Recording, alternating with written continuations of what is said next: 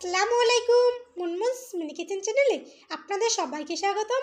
আজকে আমি আপনাদের মাঝে শেয়ার করব রমজান স্পেশাল একটা ডেজার্ট রেসিপি। সামনে আসছে মাহে রমজান। আপনারা রমজানে দুধ আর এই কমলা দিয়ে এই পুডিংটা তৈরি করে নিতে পারবেন। ঠান্ডা ঠান্ডা ইফতারিতে পরিবেশন করলে মন প্রাণ জুড়িয়ে যাবে। আমার ভিডিওটি ভালো লাগলে একটা লাইক দিয়ে দেখা কন্টিনিউ করবেন।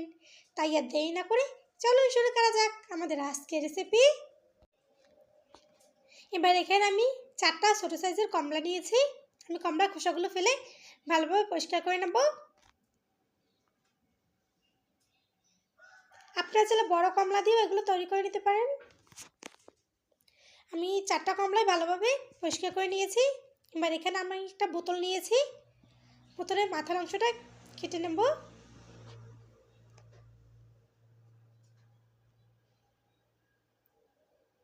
বোতলের মাথার অংশটা কেটে নিলাম।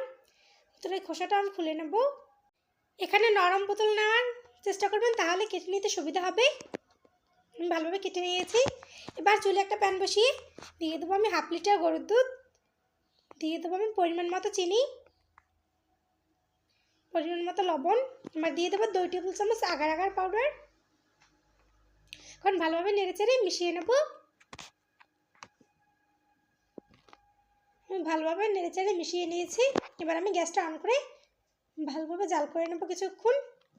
আমি অনবরত নেড়েচেড়ে কিছুক্ষণ জাল করে নিয়েছি। আমার জাল করে নেওয়া শেষ। এবার আমি দুধের মিশ্রণটা আমি বোতলে ঢেলে নেব। আমি কিছুটা মিশ্রণ দিয়ে দিলাম। এবার এটাকে সেট হওয়ার জন্য কিছুক্ষণ একটু অপেক্ষা করব। এবার যে কমলাগুলো নিয়েছিলাম, এখানে একটা আমি বড় কাঠি নিয়েছি।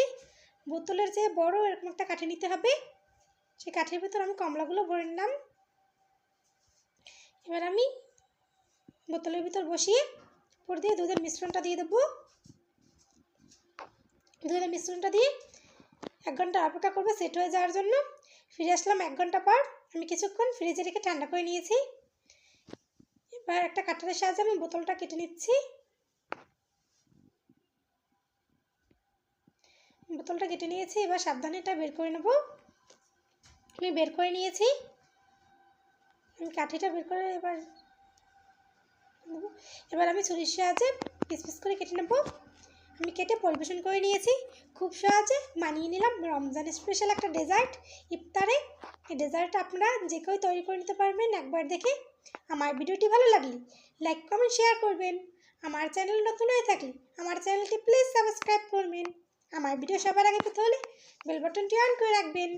এতক্ষণ আমার সঙ্গে থাকার জন্য আপনাদের সবাইকে অসংখ্য ধন্যবাদ। আসসালামু আলাইকুম।